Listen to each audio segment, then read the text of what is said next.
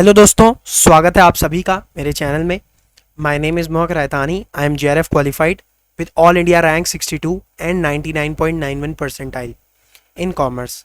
सो आज हम स्टार्ट करने वाले हैं पोस्ट इंडिपेंडेंस कमीशन, जो कि आपकी हायर एजुकेशन से रिलेटेड है। अच्छा, स्टार्ट करने से पहले कुछ एक दो बेहद इंपॉर्टेंट बातें जान लेते हैं कि हम जो है इस कोर्स में कवर करने की क्या कोशिश कर रहे हैं कि हम जो हायर एजुकेशन को है वो इजी तरीके से करने की कोशिश कर रहे हैं with charts, with my personal note जो मैंने खुद बनाए हैं और उन्हीं को यहाँ पे उतार दिया है उन्हीं फॉर्म में जिस फॉर्म में मैंने अपनी कॉपी में ये नोट्स बनाए थे, ताकि आपको वही कंटेंट मिल सके जिसको पढ़ के मैंने अपनी जीआरएफ कंप्लीट की है। ठीक है, अब इसका फ़ायदा क्या होगा, देखिए जो आपको नोट्स मिल रहे हैं वो कैसे मिल रहे हैं, एकदम शॉर्ट एंड क्रिस्प फॉर्म में, बहुत ज़्यादा नहीं लिखा है, एक एक लाइन में आपको पॉइंटर्स दिए हैं और पॉइंटर से आप सारी कमीशंस याद कर लेंगे, जिससे कि क्या हो जाएगा, पेपर में भी आप इजीली अटेम्प्ट कर पाएंगे। ठीक है, अब सेकंड बात जान लेते हैं कि अभी तक हम कवर कर क्या चुके हैं। अभी तक हमने एंशिएंट एजुकेशन की सारी यूनिवर्सिटीज़ कवर की थी, तक्षशिला, नालंदा, वो आपको पार्ट 1 में मिल जाएगी, जहाँ से आप जा करके इसको देख सकते हैं। फिर हमने सेकंड पार्ट में कवर किया है प्री इंडिपेंडेंस, जहाँ पे ये सारी कमीशंस जो कि आपकी आज़ादी से पहले की जितनी भी कमीशन रही थी उनको हमने कवर किया है, तो वो भी आप वहाँ से जाके कवर कर सकते हैं। अब आज हम जो करने वाले हैं वो पोस्ट इंडिपेंडेंस कमीशन स्टार्ट करने पे वाले हैं। स्टार्ट करने से पहले एक आखिरी बात जान लेते हैं कि अगर आपको इसकी पीडीएफ चाहिए तो लिंक आपको डिस्क्रिप्शन में टेलीग्राम का गिवन है, वहाँ से जाके आप टेलीग्राम ज्वाइन कीजिए और आपको इसकी पीडीएफ मिल जाएगी। साथ ही साथ आपको प्रीवियस एंशिएंट और प्री इंडिपेंडेंस कमीशन की भी पीडीएफ प्रोवाइड करा दी जाएगी। आफ्टर दिस सेशन ये हम आपको प्रोवाइड करा देंगे। चलिए तो स्टार्ट करते हैं आज हमारी फर्स्ट कमीशन, जिसका नाम है राधा कृष्णन कमीशन। देखिए, राधा कृष्णन कमीशन को किस नाम से जाना जाता है? University education commission. बेहद ही इंपॉर्टेंट पॉइंट है, यूनिवर्सिटी एजुकेशन कमीशन। पेपर में भी आ चुका है कि राधा कृष्णन कमीशन किस नाम से जानी जाती है? University education commission. ठीक है, इन्होंने क्या सजेस्ट किया था, ये देखो मैं ये लाइन पढ़ रहा हूँ। इन्होंने सजेस्ट किया था कि इंटीग्रेट करें हम सेकेंडरी एजुकेशन और हायर एजुकेशन को। क्या करें? सेकेंडरी एजुकेशन और हायर एजुकेशन को इंटीग्रेट करें। और इसी के साथ इन्होंने क्या कहा था कि हमको सेटअप करना है यूजीसी का। क्या करना है हमको? सेटअप यूजीसी का। अच्छा, इससे पहले प्री इंडिपेंडेंस में भी अगर आपने मेरी क्लास अटेंड करी हो तो सार्जेंट रिपोर्ट में यूजीसी के बारे में कहा गया था, और वही अब ये राधा कृष्णन कमीशन भी उसको कंटिन्यू कर रही है। और इन्होंने कहा कि अब सेटअप करनी चाहिए यूजीसी। ठीक है, उन्होंने रिकमेंडेशन दी थी, इन्होंने फाइनली कहा कि हाँ ठीक है, हमको अब यूजीसी को बनाना चाहिए। इसी के साथ साथ इन्होंने एक और यूनिवर्सिटी के लिए जिक्र किया जो कि ग्रामीण शिक्षा के लिए, यानी rural universities, setting up of rural universities, यानी ऐसे क्षेत्रों में, गांव-गांव में आपको यूनिवर्सिटी सेटअप करनी चाहिए जिससे कि वहां के लोगों को भी शिक्षा का अवसर प्रदान हो सके। चलिए, इसके बाद आती है हमारी सेकेंड कमीशन, जिसका नाम है मुदइलियर कमीशन। देखो, मुदइलियर कमीशन को किस नाम से जाना जाता है? Secondary education commission. बेहद ही इंपॉर्टेंट पॉइंट है, पेपर में आ चुका है। राधा कृष्णन कमीशन किस नाम से जानी जाती है? University education commission. Mudaliar commission किस नाम से जाना जाता है? Secondary education commission. इसी के साथ साथ इन्होंने रिकमेंड करा था 3+4 का सिस्टम रिकमेंड करा था। पेपर में आ चुका है कि 3+4 का सिस्टम किसने रिकमेंड करा था, तो आंसर होगा मुदइलियर कमीशन। अच्छा, 3+4 का मीनिंग क्या है? 3 year means 3 year secondary, 4 year higher. दोबारा से बोल रहा हूँ, 3 year secondary, 4 year higher education. तो ये मुदइलियर कमीशन ने आपका रिपोर्ट दी थी। इसके बाद आपको क्या कहा गया? इन्होंने कहा कि setting up of multipurpose school and vocational training. इन्होंने कहा ऐसे स्कूल बनाने हैं जो मल्टीपर्पज हो और जो कि वोकेशनल ट्रेनिंग में आपको प्रोवाइड करा सके। तो ये आपकी 2 कमीशन यहाँ पे खत्म होती है। अब यह हमारी मेन रिपोर्ट आ रही है जिसका नाम है कोठारी कमीशन। बहुत बेहद ही इंपॉर्टेंट है और बहुत ही कॉम्प्रिहेंसिव एजुकेशन पॉलिसी, मतलब आप बोल सकते हो हायर एजुकेशन की पॉलिसी में जो लैंडमार्क कमीशन जिसको जाना जाता है, एक उच्च स्तरीय कमीशन जिसका जिक्र आज भी कोट किया जाता है कभी भी हम एजुकेशन, हायर एजुकेशन की बात करते हैं, जिसका नाम है आपका कोठारी कमीशन। देखो, कोठारी कमीशन ने क्या सजेस्ट किया था, ध्यान से देखते हैं। कोठारी कमीशन ने कहा था आपका, फर्स्ट ऑफ ऑल किसके द्वारा दी गई थी? दौलत सिंह कोठारी। क्या नाम है? इनको ऐसा भी कहा जाता है डीएस कोठारी। इनका फुल नेम क्या है? दौलत सिंह कोठारी। याद रखिएगा, पेपर में आ चुका है। ये कौन थे? चेयरमैन ऑफ यूजीसी थे। कौन थे? चेयरमैन ऑफ यूजीसी थे। और साथ ही साथ एजुकेशन कमीशन भी इसको कहा जाता है। क्या कहा जाता है? एजुकेशन कमीशन भी इसको कहा जाता है। इन्होंने क्या रिपोर्ट दी थी? Education and national development. बेहद ही इंपॉर्टेंट पॉइंट है, पेपर में आ चुका है। किस कमीशन को education and national development report कहा जाता है? तो आपका आंसर क्या होगा? कोठारी कमीशन। ठीक है, चलिए इसके बाद इन्होंने एक प्रोग्राम दिया था SUPW, जिसे कहा जाता है सोशली यूजफुल प्रोडक्टिव वर्क। मैंने क्या बोला? SUPW, socially useful productive work. इसके साथ साथ इन्होंने वोकेशनल एजुकेशन को बढ़ावा दिया था कि आपको वोकेशनल एजुकेशन की तरफ प्रमोट करना है, इसको आगे बढ़ाना है और इस तरीके की शिक्षा को भी देश में होना चाहिए। साथ ही साथ इन्होंने प्रमोट किया सोशल एंड नेशनल इंटीग्रेशन, यानी सोशली और नेशनली हमको एक साथ एकजुट होकर काम करना है और इनको एक इंटीग्रेट करके उच्च स्तरीय शिक्षा में, एजुकेशन के सिस्टम में हमको उसको प्रोवाइड कराना है।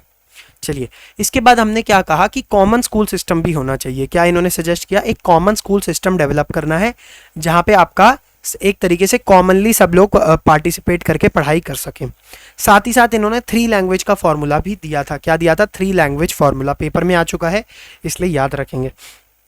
अब ये इसके कुछ 4 मेन की पॉइंट्स ऑफ द रिपोर्ट हैं। ये बेहद ही इंपॉर्टेंट है। बेहद ही इंपॉर्टेंट क्यों बोल रहा हूँ दोबारा से? क्योंकि पेपर में अगेन आ चुके हैं और ये 4 पॉइंट आपको, क्योंकि देखो हमारा पेपर आता है एमसीक्यू, तो ये 4 पॉइंट जहां भी दिखे ना वो बहुत बहुत ही इंपॉर्टेंट हो जाते हैं, क्योंकि हो सकता है आपको इसमें से 3 दे दे और क्या बोलते हैं एक नन ऑफ दी अबव दे दे, या फिर चारों दे दे और इसके अलावा भी 2-3 और दे दे और पूछे इनमें से कौन से 4 पॉइंट्स हैं, या कोई 2 पॉइंट दे करके पूछ सकता है कि इनमें से कौन से पॉइंट्स कोठारी कमीशन ने कहे थे। तो इसलिए ये आपके इंपॉर्टेंट बन जाते हैं। तो पहला आपका पार्ट है education for increase in productivity. क्या कहा कि हमको एजुकेशन से क्या करनी है? प्रोडक्टिविटी को इंक्रीज करना है। एजुकेशन ही हमारा वो साधन है जो कि हमें प्रोडक्टिविटी को इंक्रीज करने में हेल्प करेगा। साथ ही साथ जो हमने ऑलरेडी पढ़ा कि प्रमोट करना है सोशल एंड नेशनल इंटीग्रेशन, यानी सोशल वैल्यूज और नेशनल वैल्यूज का एकीकरण होना चाहिए, वो साथ में मिलकर हमको उनको चलाना है। एजुकेशन को मॉडर्नाइज भी करना है, जैसे आपको पता है टेक्नोलॉजी का यूज़ किया जा रहा है और मॉडर्न टेक्नोलॉजीज़ या फिर मॉडर्न आपकी जो नई नई आपकी एजुकेशन में एडवांसमेंट्स हुई हैं, नॉलेज आई हैं, तो हमको उसके साथ एक टाई अप बना के चलना है ताकि हम अपने देश में लोगों को भी उस तरीके की शिक्षा प्रदान कर सकें। साथ ही साथ हमें डेवलप करनी है social, moral and spiritual values. Social means आपकी सामाजिक मॉरल जो आपके अंदर से आती हैं, जो आप नैतिक शिक्षा बोल सकते हो, और स्पिरिचुअल जो आपकी अंदर से अंदरूनी जो आप स्पिरिचुअली जिस तरीके से आप वर्क करते हो वो वैल्यूज़ को आपको डेवलप करना है। ठीक है, अब रिपोर्ट की कुछ बातें हम डिस्कस कर रहे हैं। देखो है रिपोर्ट बहुत ही कॉम्प्रिहेंसिव, मैं आपको बोल दूँ, ऐसा नहीं हो सकता कि मैं हज़ारों पॉइंट्स उसके लिख के ले आऊँ। हो सकता है कुछ पॉइंट छूटे भी हो सकता है मैंने कुछ पॉइंट डिस्कस ना करे हो, बट मैं वो सारे पॉइंट्स लेके आया हूँ जो पेपर के हिसाब से इंपॉर्टेंट है।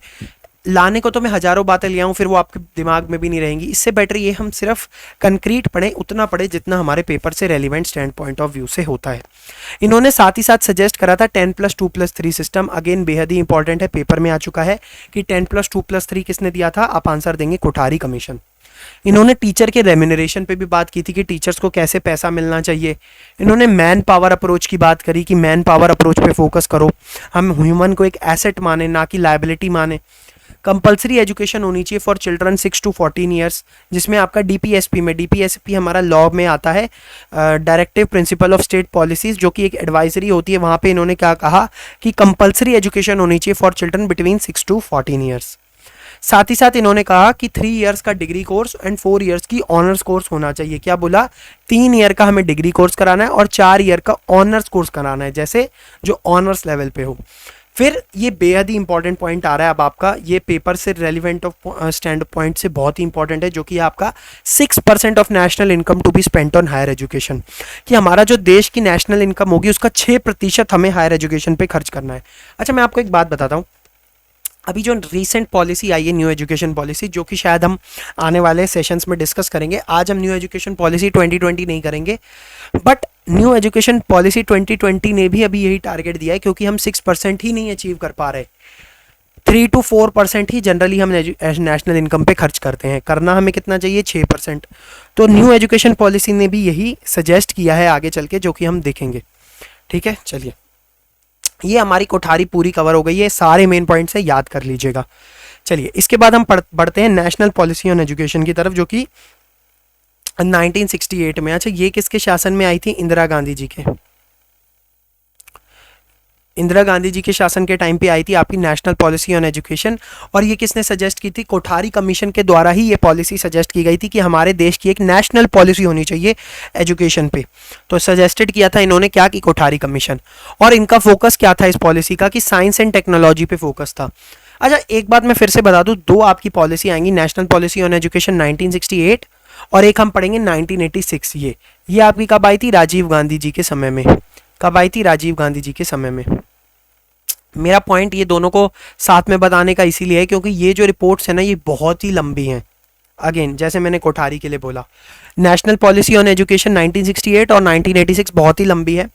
तो ऐसा हो सकता है कि आपको लगे कि ये तो इतनी लंबी है, इन्होंने तो बहुत ही कम पॉइंट कराए हैं, लेकिन अगेन जो मैं कह रहा हूँ concrete point, paper relevant point है। सिर्फ इतना कीजिएगा, फालतू इधर उधर पढ़ने की ज़रूरत नहीं है, टाइम वेस्ट होगा, दिमाग लगाओगे। देखो कई बार क्या होता है, हमको मॉक में कुछ एक्स्ट्रा क्वेश्चन दिख जाता है, उसमें ऐसी बात लिखी होती है जो हमारे नोट्स में नहीं होती। इसका मतलब ये नहीं होता है कि अब मैं फिर पूरी ही उसके पीछे पड़ जाऊँ, पीएचडी हासिल कर लूँ उस टॉपिक पे। जो नई पॉइंट दिखा, नया सीखा, अपनी कॉपी में नोट कर लो, ऐड कर लो वहीं पे। तो ऐसा नहीं होता है कि आपको अगर कोई नया पॉइंट दिख गया तो लगेगा कि भाई ये तो पढ़ा ही नहीं मैंने, ये तो किसी ने पढ़ाया ही नहीं। ऐसा नहीं होता है। कई बार कोई बंदा जा करके आपको मॉक बनाने वाला बिल्कुल डीप में जाके पॉलिसी में से कोई क्वेश्चन पूछ ले, तो ज़रूरी नहीं है कि हम वो आंसर कर पाएँ। तो जो हम आंसर कर सकते हैं, जो हमारी रीच में होता है, अगेन मैंने कहा स्मार्ट प्लानिंग करके हमको आंसर देने हैं। तो यहाँ पर मैंने उतने ही पॉइंट लिखे अगेन जो आपके मेन इंपॉर्टेंट पॉइंट है। इन्होंने भी आपका 3 लैंग्वेज फार्मूला को अडॉप्ट किया, जो आपका कमीशन कोठारी ने दिया था वो इन्होंने अडॉप्ट किया। फिर इन्होंने कहा कि क्लस्टर ऑफ सेंटर्स बनने चाहिए। क्या बनने चाहिए? क्लस्टर ऑफ सेंटर्स बनने चाहिए। न्यू यूनिवर्सिटीज़ को एस्टेब्लिश करो, जितनी है उसके अलावा नई यूनिवर्सिटीज़ लाओ। फिर उन्होंने कहा 6% of education again national income पे खर्च करो। ये किसने कहा था? कोठारी जी ने, क्योंकि ये सजेस्ट ही कोठारी द्वारा की गई थी, तो इनको इसकी लगभग पॉलिसीज़ इन्होंने कोठारी से ही लेकर के एक नई पॉलिसी का नाम दे दिया। फिर आपकी आती है बेहद ही इंपॉर्टेंट पॉइंट, एजुकेशन को कॉन्करेंट लिस्ट में लाया गया। देखो कॉन्करेंट का मतलब क्या होता है, कहीं भी कॉन्करेंट का वर्ड आएगा लॉ में तो इसका मतलब ये है कि उस पर अब जो आपका अधिकार है वो सेंट्रल और स्टेट दोनों का है। यानी जो इसके रिलेटेड लॉज या जो भी चीज़ें बनेंगी वो कौन मिलके बनाएंगे? Centre plus state. तो सिंस यहाँ पे आपका सेंटर प्लस स्टेट का है, तो एजुकेशन सब्जेक्ट को कॉन्करेंट लिस्ट में 1976 में लाया गया, जहाँ कहा गया कि अब जो एजुकेशन है वो स्टेट प्लस सेंटर दोनों की आपकी रिस्पॉन्सिबिलिटी है। ठीक है, और ये आपका बेहद इंपॉर्टेंट पॉइंट है। Entry number 25 42 constitutional amendment paper में आ चुका है कि आपका जो नेशनल पॉलिसी ऑन एजुकेशन है वो कौन सी एंट्री है आपकी? एंट्री नंबर क्या है? 25 और 42 ये आपका कॉन्स्टिट्यूशनल अमेंडमेंट था, ये याद रखेंगे। चलिए अब हम आते हैं आपकी नेशनल पॉलिसी ऑन एजुकेशन 1986। अच्छा एक चीज़ मैं आपको हिंट देता हूँ, अगर आपको कुछ आंसर नहीं आया ना कभी जहाँ टफ लगे और वहाँ पे अगर 1986 का जिक्र है, अनटिल और अनलेस वो पॉइंट कोठारी का ना हो, नेशनल पॉलिसी ऑन एजुकेशन 1986 आप लगा सकते हैं बिना डरे। रीज़न बीइंग कि नेशनल पॉलिसी ऑन एजुकेशन बहुत ही ज़्यादा कॉम्प्रिहेंसिव थी, बहुत ही ज़्यादा कोठारी से भी ज़्यादा कॉम्प्रिहेंसिव थी और बहुत सारे पॉइंट्स यहाँ पे सजेस्ट किए गए थे। अच्छा अब ये मत कहना कि सर ने हमें सजेस्ट कर दिया कि नेशनल पॉलिसी ऑन एजुकेशन 1986 लगाना है तो हर जगह वही लगाएंगे। थोड़ा अपना दिमाग भी चलाइएगा। मेरा पॉइंट मैंने वहाँ के लिए दिया है जहाँ पे आपको बिल्कुल ही कुछ नहीं समझ आ रहा, जहाँ आपको पता है कोठारी भी नहीं है और आप थोड़ा डाउट में आ गए हैं, तो रिस्क मतलब कहने का मतलब भी अगर आप तुक्का भी मारना चाहे तो इस पे मारिएगा। ठीक है, चलिए नेशनल पॉलिसी ऑन एजुकेशन 1986 में क्या कहा है? थीम थी इसकी challenge of education A policy perspective. ये पे इंपॉर्टेंट है, पेपर में आ सकता है कि क्या थीम थी? Challenge of education A policy perspective. इन्होंने एक्सेप्ट किया था किसको? जो 10+2+3 कोठारी कमीशन ने सजेस्ट की थी, इन्होंने उसको एक्सेप्ट कर लिया कि हाँ ये स्ट्रक्चर हमारे देश में अपनाया जाना चाहिए। इसके साथ साथ इन्होंने कहा नेशनल सिस्टम ऑफ एजुकेशन की एजुकेशन किसके लिए होनी चाहिए? हर बंदे के लिए होनी चाहिए, फॉर ऑल। फिर इन्होंने क्या कह रहा था? पुश करा किसके लिए? यूनिवर्सिटीज, जैसे इग्नू जैसी यूनिवर्सिटीज हमारे देश में होनी चाहिए, इसके लिए इन्होंने भी पुश करा कि ऐसी ओपन यूनिवर्सिटीज हमको खोलनी चाहिए। साथ ही साथ इन्होंने रूरल यूनिवर्सिटीज पे भी फोकस करा। मैंने कहा ना कॉम्प्रिहेंसिव है, हर देखो हर कस्बे इन द सेंस कि हर पॉइंट्स को टच कर रही है। रूरल यूनिवर्सिटीज़ को टच कर रही है, स्टेट यूनिवर्सिटीज़ को टच कर रही है, ओपन यूनिवर्सिटीज़ को टच कर रही है। रूरल यूनिवर्सिटी एंड इंस्टीट्यूशंस को इन्होंने ओपन करने का लिए कहा। साथ ही साथ इन्होंने कहा कि जो जॉब है उसको डीलिंक कर दो डिग्रीज फ्रॉम जॉब। ऐसा नहीं हो कि लोग सिर्फ डिग्री करने के चलते जॉब लेने के लिए ही डिग्री को कर रहे हैं। ऐसी चीज़ें हमें डिग्री में प्रोवाइड करानी है जो कि जॉब के अवसर प्रदान करे, मतलब ऐसी डिग्रीज होनी चाहिए कि खुद से जॉब क्रिएट्स हो उनसे। ठीक है, और साथ ही साथ फिजिकल एजुकेशन एंड योगा को भी इंट्रोड्यूस करना चाहिए। क्या करना चाहिए? फिजिकल एजुकेशन एंड योगा को भी इंट्रोड्यूस करना चाहिए। चलिए इसके बाद आपकी एक कमेटी आई थी, आचार्य राममूर्ति कमेटी 1989 में, जिन्होंने रिव्यू किया था एनईपी को। क्या किया था? इन्होंने रिव्यू किया था जो आपकी नेशनल इकोनॉमिक एजुकेशन पॉलिसी 1986 बनी थी, और इसकी क्या थीम थी? Towards an एनलाइटेड and humane society, sorry, towards an एनलाइटेड and humane society 1990 की आपकी रिपोर्ट है। तो ये आचार्य राममूर्ति कमेटी बनी थी। नाम याद रखिएगा थीम का। फिर इसी ने रिकमेंड किया था, क्या रिकमेंड किया था, रिवाइज प्रोग्राम ऑफ एक्शन। क्या रिकमेंड किया था, रिवाइज प्रोग्राम ऑफ एक्शन, जो कि एनईपी 86 के लिए आया था। क्या आया था, एनईपी 86 के लिए रिवाइज प्रोग्राम ऑफ एक्शन 1992, जिसमें गवर्नमेंट ने अपॉइंट किया था जनार्दन रेड्डी जी को इन 1992 में। किसके लिए, ताकि ये लोग चेक कर सकें, क्या कर सके, चेक कर सके किससे रिलेटेड, आपकी एनईपी को रिवाइज करने के लिए इन्होंने दिया था। और इन्होंने क्या कहा था कि कॉमन एंट्रेंस एग्जामिनेशन होना चाहिए फॉर ऑल इंडिया बेसिस। क्या रिकमेंड किया था, कॉमन एंट्रेंस एग्जामिनेशन होना चाहिए ऑन ऑल इंडिया बेसिस। अच्छा, ये रिवाइज प्रोग्राम एक्शन में भी फिजिकल एजुकेशन एंड योगा की बात की गई थी। तो कहने का मतलब ये है, वैसे आपको अगर फिजिकल एजुकेशन एंड योगा की बात है तो आप 1986 ही लगाएंगे, बाकी कहीं नहीं जाएंगे। जो मैंने पॉइंट जहां लिखा है उन्हीं को याद रखिएगा, ठीक है। चलिए, इसके बाद आते हैं हम गनानम कमेटी। गनानम कमेटी कब आई थी आपकी, 1993 में गनानम जी ने दी थी। इनके रिकमेंडेशंस पे बनी थी। रिकमेंड किया था रिस्ट्रिक्ट करना, ताकि हम अनचेक्ड ग्रोथ को, डीम्ड यूनिवर्सिटीज़ की ग्रोथ पे अनचेक्ड जो है उनको क्या करना है, रिस्ट्रिक्ट करना है। ऐसा ना हो कि कहीं भी आपकी डीम्ड यूनिवर्सिटी हर कोई खोल के बैठा है, उसकी एक वैल्यू होनी चाहिए। जो एकदम से ग्रोथ हो रही है ना बहुत ज़्यादा, उसको कंट्रोल करो, रिस्ट्रिक्ट करो। ऐसा ना हो कि हर कोई यूनिवर्सिटी खोल के बैठ जाए डीम्ड यूनिवर्सिटी के नाम पे। तो उसके भी कुछ रेगुलेशंस बनाओ, उनके लिए कुछ स्टैंडर्ड्स बनाओ, ताकि डीम्ड यूनिवर्सिटी हम डिक्लेयर कर पाएँ। इन्होंने कहा कि एक एम्फेसाइज करा नीड पे, किसके लिए, एक नेशनल कमीशन बननी चाहिए। क्या एम्फेसाइज करा, एक नेशनल कमीशन हमें बनानी चाहिए। साथ ही साथ 1998 में इन्होंने एक विद्या वाहिनी नेटवर्क के लिए भी सजेशन दी थी कि विद्या वाहिनी नेटवर्क होना चाहिए, जो कि एस्टेब्लिश किया गया था।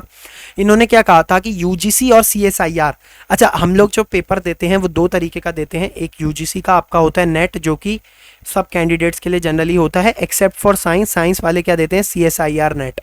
आपने देखा होगा कि उनका सीएसआईआर नेट आता है। तो इन्होंने कहा जनरली इनको आपस में लिंकअप कर दो, जिससे कि इनमें भी आपस में अच्छा कोऑर्डिनेशन और नेटवर्क बन सके। और मार्क्स को इन्होंने कहा रिप्लेस कर दो ग्रेड से। क्या कहा, मार्क्स को रिप्लेस करेंगे हम लोग ग्रेड से। तो इनकी भी आप देखिए, एक बार मेरी वीडियो ना दोबारा सुन लीजिएगा, जिससे आपको ये पॉइंट्स माइंड में क्लिक कर जाएं और रहें। अब आते हैं हम right to education. Right to education आपका कब आया था, देख लीजिए 2002 में राइट टू एजुकेशन आया था, जो कि आपका 86 कॉन्स्टिट्यूशनल अमेंडमेंट है। अगेन मैं हाईलाइट कर रहा हूँ, दूसरे कलर से कर देता हूँ। ये क्या है आपका 86 कॉन्स्टिट्यूशनल अमेंडमेंट है। इसमें क्या कहा, एजुकेशन को फंडामेंटल राइट बना दिया। क्या बनाया गया, बेहद इंपॉर्टेंट बात सुनिएगा, फंडामेंटल राइट बनाया गया पार्लियामेंट में, कि सबकी फंडामेंटल राइट है, ये सबको मिलनी चाहिए एजुकेशन, पार्लियामेंट ने कहा। साथ ही साथ इन्होंने सजेस्ट करा right to free and compulsory education, यानी 6 से 14 साल के बच्चों को फ्री और कंपलसरी एजुकेशन है कि उनको लेनी ही चाहिए। चलिए, इसके बाद आती है हमारी एक और कमेटी, जिसका नाम है सैम पित्रोदा कमेटी। ये भी बहुत ही इंपॉर्टेंट कमेटी है। क्या नाम है, सैम पित्रोदा कमेटी। इनको क्या कहा जाता है, नेशनल नॉलेज कमीशन। पेपर में क्वेश्चन आ चुका है, हाईलाइट कर दे रहा हूँ, याद रखिएगा, ये बेहद ही इंपॉर्टेंट पॉइंट है। नेशनल नॉलेज कमीशन पूछा गया था, नेशनल नॉलेज कमीशन किसे कहा जाता है, तो आपके आंसर देंगे सैम पित्रोदा कमेटी। फिर इन्होंने काम किया नॉलेज नेटवर्क पे। क्या कहा, क्योंकि नॉलेज कमीशन बनाई थी तो नॉलेज नेटवर्क पे काम किया। साथ ही साथ इन्होंने सजेस्ट किया कि फॉरेन नेटवर्क को भी बढ़ावा देना है, यानी फॉरेन इंस्टीट्यूट्स के साथ हमको कोलैबोरेशन करने हैं। एंड साथ ही साथ हमें इंक्रीज करना है नंबर ऑफ यूनिवर्सिटीज 1500 तक बाय 2015 तक। एक सेकेंड रुकिएगा, चलिए वापस आ गए हैं। एक सेकेंड, देखो इसके बाद हमने क्या सजेस्ट करी थी, नई कमेटी आई थी यशपाल कमेटी। बहुत ही इंपॉर्टेंट कमेटी है, देख रहे हो कितनी सारी रिकमेंडेशन है, अच्छी कमेटी थी यशपाल कमेटी। अब ये जो है आपकी मॉडर्न, इस पे ही काम चलने वाला है। यशपाल कमेटी को ही सजेशंस आए हैं आगे बढ़ बढ़ के, जो कि जिन्होंने न्यू एजुकेशन पॉलिसी में भी साथ दिया है आपका 2020 वाली में। 2020 वाली के लिए मैं एक सेपरेट वीडियो दे दूंगा आपको, टेंशन ना लीजिए। यहाँ पे क्या कहा गया कि स्क्रैप करने हैं ऑल हायर एजुकेशन बॉडीज को और एक सुपर रेगुलेटर बना दो। कहने का मतलब ये है, जैसे आपको पता होगा बहुत सारी बॉडीज है हमारी, AICTE, UGC, NBA जो कि ऑटोनॉमस बॉडी है, NAC अलग से काम कर रही है, एंड काफ़ी सारी बॉडीज और भी आप गिन सकते हैं। जैसे अब काफ़ी सारी, मतलब कहने का मतलब अभी फ़िलहाल जो मुझे याद आ रही है मैं आपको बता दी। तो इन बॉडीज़ को ख़त्म करके हमको क्या करना है, एक सुपर रेगुलेटर बनाना है, यानी एक बड़ा सा विशाल काय आपको रेगुलेटर बनाना है, जो कि इनको अम्ब्रेला टर्म हो और जो इन सबको UGC, NTA, NTA मतलब सॉरी, यस NTA भी आप बोल सकते हैं, UGC हो गया आपका, AICT, इन सबको अपने अंदर संभाले। एक उस तरीके की रेगुलेटरी हमको बॉडी बनानी है, सुपर रेगुलेटर। ठीक है। और इसको नेशनल कमीशन को हमको एस्टेब्लिश करना है। क्या करना है? एक नेशनल कमीशन एस्टेब्लिश करनी है। साथ ही साथ इन्होंने कहा कि जो फॉरेन में ग्री लेवल जैसे एग्ज़ाम होते हैं, GRE लाइक एग्ज़ाम, हमको यहाँ भी वैसे कंडक्ट कराने चाहिए डिग्री कोर्सेज के लिए।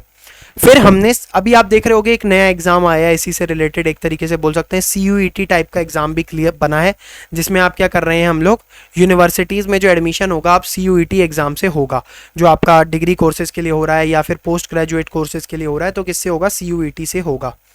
चलिए, इसके बाद आपका आया CHER, commission for higher education and research, को भी बनाने के लिए कहा गया। साथ ही साथ इन्होंने कहा एक higher education commission of India बनानी है, HECI। क्या बोला? Higher education commission of India बनानी है। फिर उन्होंने कहा MHRD ने क्या कमेटी सजेस्ट करी? फॉर एग्जामिनिंग रिफॉर्म्स, कौन से? To be brought in higher education, यानी हायर एजुकेशन के रास्ते में आपको काफ़ी सारे रिफॉर्म्स लाने की ज़रूरत है। अच्छा, ये इतना दोनों याद रख लेना, full form CHER commission for higher education and research, HECI higher education commission of India, paper में आ सकते हैं, ठीक है। और MHRD की कमेटी ने रिकमेंड किया कि रिफॉर्म्स लाने चाहिए बहुत सारे हमें हायर एजुकेशन में, जिससे हमें उसे ग्लोबल लेवल पे ला सकें। फिर उन्होंने एक सेकेंड टियर सिस्टम की भी बात करी। साथ ही साथ देखो इन्होंने क्या कहा था, मैं बताता हूँ आपको। देखो, गनानम कमेटी ने क्या कहा था कि जो अनचेक्ड ग्रोथ है डीम्ड यूनिवर्सिटीज़ की, उनको ख़त्म करो, मतलब उन पर रेगुलेशन लाओ। लेकिन इन्होंने कहा कि खत्म कर दो डीम्ड यूनिवर्सिटी को, या तो उनको फुल फ्लैज यूनिवर्सिटी बना दो, कि या तो बोलो ये पूरी यूनिवर्सिटीज़ हैं, या पूरी ही तरीके से रिमूव कर दो, ठीक है। या तो डीम्ड यूनिवर्सिटी का कॉन्सेप्ट ही खत्म करो, या उनको फुल फ्लैज यूनिवर्सिटी बना दो।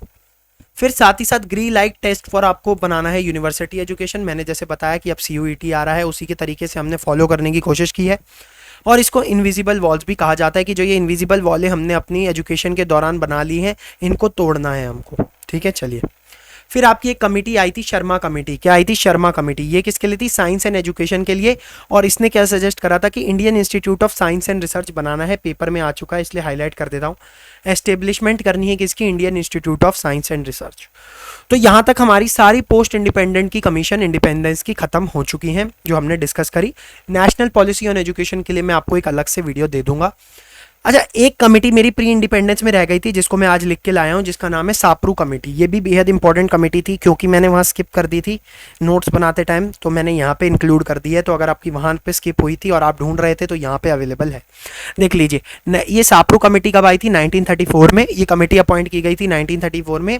और गवर्नमेंट ने क्या कहा था कि हमको इंक्वायर करना है। क्या करना है? इंक्वायरी बिठाई थी कि ये पता करो कि जो यूपी में अनएम्प्लॉयमेंट है वो कैसे बढ़ रही है, मतलब इतनी अनएम्प्लॉयमेंट क्यों है। क्या पाया गया? इन्होंने पाया कि जो लोग हैं ना वहाँ पे सिर्फ डिग्री के लिए पढ़ाई करते हैं। क्या बोल रहा हूँ मैं? ये पाया, यूपी के लिए एक कमेटी बिठाई गई थी कि देखो वहाँ पे इतनी अनएम्प्लॉयमेंट क्यों है। तो ये पाया गया कि यूपी के लोग सिर्फ डिग्री के लिए पढ़ाई करते हैं, और वो उनकी डिग्री सिर्फ एग्जामिनेशन को पास करने के लिए वो डिग्री ले रहे हैं, कि बस पास कर लें, किसी तरीके से डिग्री मिल जाए, और फिर वो डिग्री उनके किसी काम नहीं आ रही। For any vocation in life वो उसको काम नहीं आ रही, ठीक है। तो ये याद रखिएगा, पेपर में आ चुका है कि यूपी के लिए जो कमेटी बिठाई गई थी देखने के लिए कि, या ये लाइन आ जाएगी कि they prepared only for examination and degree and not for any vocation in life. यही लाइन लिख देगा एज इट इज़, और पूछेगा किस कमेटी ने कहा था, तो आप आंसर देंगे साप्रू कमेटी।